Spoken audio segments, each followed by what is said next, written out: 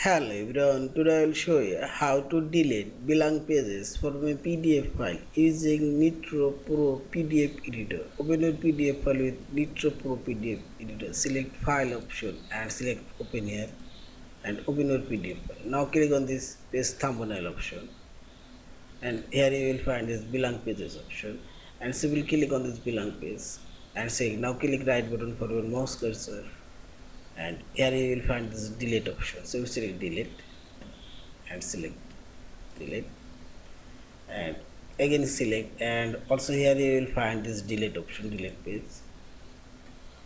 Now select page layout option and select delete option and put your page number which one you want to delete or page range. I'll delete this page number 3 and type your page number 3 and simply select delete and see this. In this way you can delete all of your blank pages you want. Yeah, and finally select this file option, save or save as a PDF file. Thank you for watching. Please subscribe, like, share and comment.